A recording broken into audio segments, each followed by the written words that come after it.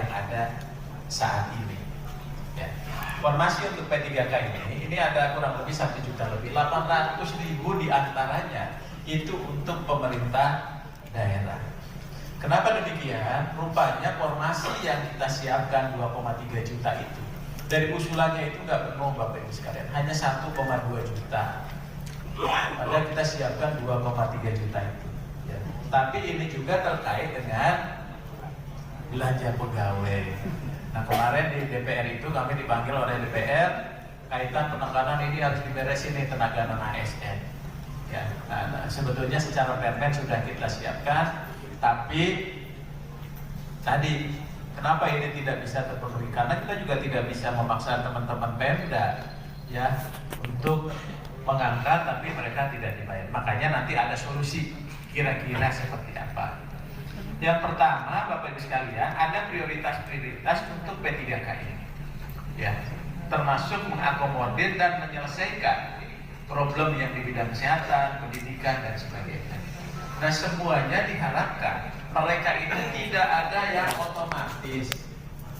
Kemarin walaupun ada bilang, Pak, di usia segini otomatis diangkat. Ya. Kita ini kan sudah berjuang bagaimana bertahun-tahun supaya tenaga non ASN kita beresin, tapi nggak nambah. Gitu ya. Sekarang kan nambah terus Pak. Dulu tahun 2005, 2010 itu katanya ada yang tercecer, tapi tercecer 600.000 Pak. Tercecer itu 5, 10, 600.000 sampai bengkak menjadi 2,3 juta. Nah diharapkan nanti nggak ada lagi modus-modus untuk mengangkat pegawai-pegawai non ASN supaya problem kita selesaikan. Ini di ASDEP ini Pak, itu sudah 6-7 ASDEP kali Pak. Tiap ketemunya honorer terus. Sampai saya yang terakhir 5 tahun terakhir, ya mungkin kalau ada ASDEP yang baru sebelum promosi ya mungkin bisa diberi gelar doktor honorer kausa.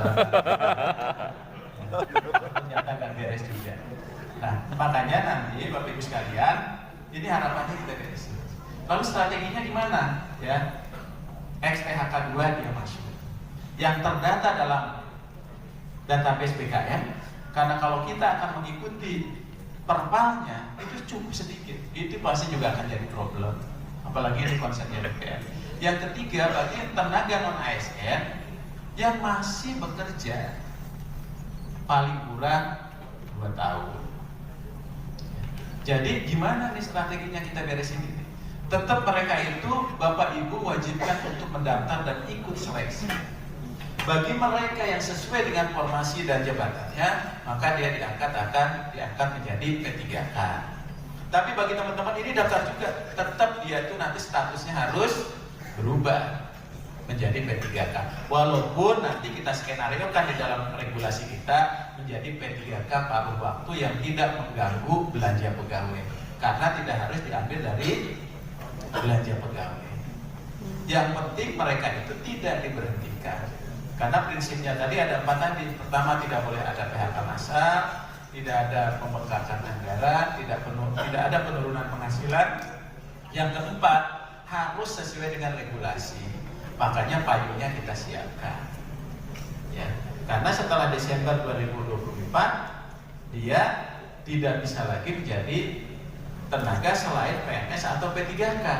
Kalau dia menjadi P3K paruh waktu, sebutannya sudah P3K. Dan kami mengusulkan nanti walaupun P3K paruh waktu, harapannya dia tetap bisa dapat NIM supaya ada kepastian hukum. Tapi penghasilannya Bapak Ibu tidak dibayar penuh. Makanya ini tim Pokja kami, Mas Suryo ini dengan tim sedang siapkan mekanismenya kira-kira seperti apa. Kami kemarin sampaikan juga di DPR, kalau paruh waktu ini selesai, ternyata ada formasi duitnya ada, dia nggak ikut tes lagi, dia langsung diangkat jadi P3K yang penuh waktu. Ya, yang paruh waktu tetap dikasih NIM. Ya, walaupun ada usulan Pak, karena paruh waktu bisa nggak NIM-nya juga separuh. Gitu ya.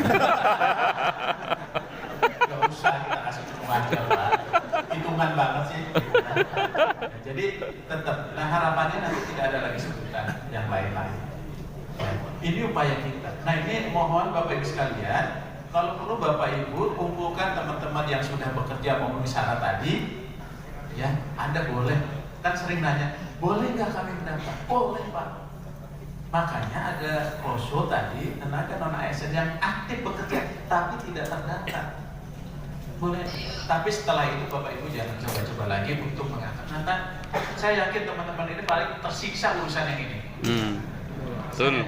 Tahu Pak, karena saya juga ikut tersiksa. Bapak Ibu disiksa mereka, saya juga disiksa oleh Bapak Ibu. Kan gitu ya. Jadi turun menurun Pak. Nah, ini saya kira ini penting Bapak Ibu sekalian, ini kita beresin karena ini komitmen pemerintah juga dengan DPR. Tapi setelah ini jangan ada lagi habis Pak energi kita untuk urusin ini. Sementara kinerja kita juga belum tentu bisa meningkat. Pelayanan publik kita belum tentu juga. Ya, karena sistem rekrutmen kita itu dulu juga yang masih seperti itu. Jadi itu semuanya harus diakomodir. Dan nanti Bapak Ibu sekalian di dalam regulasi ini juga P3K yang sudah 1 tahun dia mau melamar jadi PNS juga boleh, asal sudah 1 tahun dan mendapatkan izin. Ya, tapi kalau dia tidak dapat izin, ya dia tidak bisa juga melamar. Nah, oleh sebab itu termasuk juga ketentuan-ketentuan lainnya. Ya, kalau kemarin dia P3K CPNS dia harus mundur dari P3K-nya, udah mundur P3K, melamar CPNS juga nggak masuk. Kasihan Pak. Jadi akhirnya dia P3K bukan, PNS bukan. Jadilah dia pegawai yang bukan. Nah makanya silakan